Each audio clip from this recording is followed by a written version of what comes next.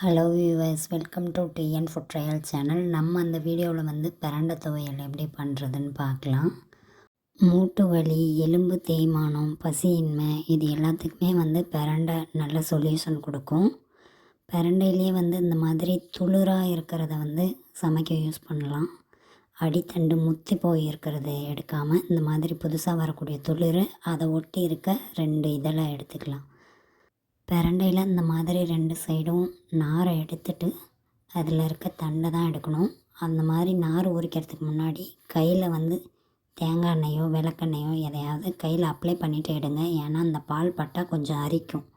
ஒரு பாத்திரத்தில் தண்ணி எடுத்து அதில் வந்து 1 ஸ்பூன் வந்து கல் உப்பு போட்டு அந்த தண்ணியில் வந்து நம்ம நார் எடுத்து வச்சுருக்க பிரண்டையை கொட்டி அதை வந்து 1 தடவைக்கு 2 தடவை வந்து நல்லா அலசணும். அலசும்போது பார்த்திங்கன்னா அதில் நம்ம சரியாக நார் எடுக்காமல் ஒன்று மிஸ் ஆனதெல்லாம் வந்து இதில் தெரியும்.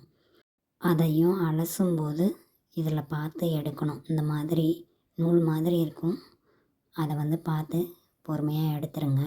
ஏன்னா இதை வந்து நம்ம மிக்சியில் போட்டு அரைக்கும்போது அது வந்து அரையாது. அதனால் முடிஞ்சளவு இதில் நார் இல்லாமல் எடுத்து க்ளீன் பண்ணி வச்சுக்கிறது நல்லது. இதில் பார்த்தாவே உங்களுக்கு தெரியும், நூல் மாதிரி தெரியுதில்ல, இந்த மாதிரி ஓரத்தில் இருக்கும். முடிஞ்சளவு அந்த மாதிரி இல்லாமல் எடுத்துருங்க. வந்து நல்லா அலசி தனியாக எடுத்து வச்சுக்கலாம். அதுக்கப்புறம் ஒரு வாணலில் 3 ஸ்பூன் எண்ணெய் விட்டு அதில் வந்து 3 வரமிளகாய் சேர்த்துருக்கேன். அதுக்கப்புறம் 3 துண்டு இஞ்சி, 1 கட்டி பூண்டு, இது எல்லாத்தையும் இது கூடவே சேர்த்து எண்ணெயில் படுற மாதிரி லைட்டாக வந்து கிளறி விட்டுக்கலாம். உங்களுக்கு பிரண்டை வந்து கம்மியாக கிடச்சதுன்னா நீங்கள் வந்து இது கூடவே 1 ஸ்பூன் உளுந்து, 1 ஸ்பூன் வந்து கடலைப்பருப்பு சேர்த்து இது கூடவே வந்து கிளறி விட்டுக்கோங்க. அதுக்கப்புறம் 1 ஸ்பூன் மிளகு, 1 ஸ்பூன் சீரகம் இதையும் வந்து சேர்த்துருக்கேன். இதை வந்து நல்லா வதக்கணும்னு இல்லை, எண்ணெயில் படுற மாதிரி ஒரு 2 நிமிஷத்துக்கு கிளறி விட்டுட்டு இருந்தால் போதும். ஏன்னா நம்ம பிரண்டையும் இது கூடயே வந்து வதக்கணும். அப்போ அது வதங்கிறதுக்குள்ளே இதெல்லாம் வந்து கருகிடும். அதனால் லைட்டாக படுற மாதிரி 2 நிமிஷம் கிளறி விட்டால் போதும். அதுக்கப்புறம் நம்ம அலசி வச்சுருந்த பிரண்டையை வந்து தண்ணி வடிஞ்சதும் இதிலையே வந்து ஆட் பண்ணி நல்லா கிளறி விட்டுகிட்டே இருக்கும். கொஞ்சம் உப்பு சேர்த்து நல்லா வந்து அது எண்ணெயிலே வதங்குற மாதிரி கிளறி விடுங்க. பிரண்டை வந்து எண்ணெயிலே வந்து வதங்கி வரணும். அது வதங்கி வந்தால் நமக்கு தெரியும், அது வந்து கலர் வந்து கொஞ்சம் சேஞ்ச் ஆகும். அந்தளவு வந்து நல்லா எண்ணெயிலே வந்து ஃப்ரை பண்ணிக்கணும். இந்த பிரண்டை வந்து ஒரு பாதி அளவு நல்லா எண்ணெயில் வதங்கினதுக்கப்புறம் ஒரு சின்ன நெல்லிக்காய் சைஸ் புளி வந்து விதையை எடுத்துகிட்டு நான் வந்து இது கூடவே சேர்த்து ஆட் பண்ணி அதையும் வந்து கிளறி விட்டுக்கிறேன்.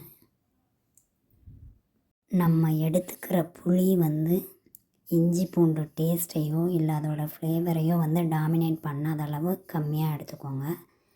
இது வந்து அந்த மாதிரி போட்டு கிளறி விடும்போது இந்தளவு வதங்கினா போதும். கலர் சேஞ்ச் ஆகிடுச்சுல, இந்த மாதிரி இந்தளவு வதங்கினா போதும். அப்படியே ஸ்டவ் ஆஃப் பண்ணி இதை வந்து ஆற வச்சிடலாம். அதுக்கப்புறம் ஒரு மிக்ஸி ஜாரில் இதை மாற்றிட்டு கொஞ்சம் தண்ணி விட்டு, உப்பு நீங்கள் இப்போ போடணுன்னாலும் போட்டுக்கலாம், இல்லை அதுக்கப்புறம் போடணுன்னாலும் போட்டுக்கலாம். போட்டு தண்ணி விட்டு கொஞ்சம் பேஸ்ட் மாதிரி கொஞ்சம் அரைச்சி எடுத்துக்கோங்க. அதுக்கப்புறம் வாணலில் 3 ஸ்பூன் எண்ணெய் விட்டு எண்ணெய் காஞ்சதும் கடுகு, உளுத்தம் பருப்பு போட்டு கடுகு பொரிஞ்சதும் ஒரு 1/2 ஸ்பூன் வந்து பெருங்காய பொடி இதுலேயே எண்ணெயிலேயே வந்து சேர்த்துப்போம். அதுக்கப்புறம் ஒரு கொத்து கருவேப்பிலை, இதெல்லாம் இது போட்டு எண்ணெயில் பொரிஞ்சதும் நம்ம அரைச்சி வச்சுருக்கோம் இல்லையா பிரண்டை, அதை வந்து இது கூடயே கலந்து நல்லா வந்து கிளறி விட்டுக்கணும்.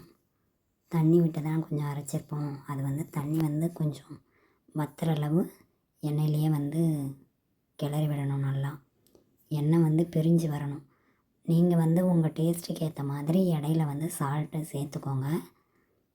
சால்ட்டு சேர்த்து நல்லா எண்ணெயிலேயே வந்து கிளறி விட்டுக்கோங்க. எண்ணெய் வந்து பிரிஞ்சு வரணும். அந்தளவு வந்தால் போதும்.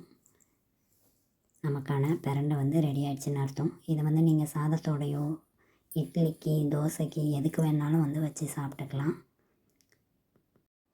லோ ஃப்ளேமில் மாற்றி நீங்கள் வந்து அதை வந்து நல்லா கிளறி விட்டுகிட்டே இருங்க. இந்த மாதிரி எண்ணெய் பிரிஞ்சு வந்து வரணும். கலரும் கொஞ்சம் சேஞ்ச் ஆகும். இது வந்து ரொம்ப ஹெல்த்துக்கு நல்லது. நமக்கான பிரண்டை ரெடி. தேங்க்ஸ் ஃபார் வாட்சிங்.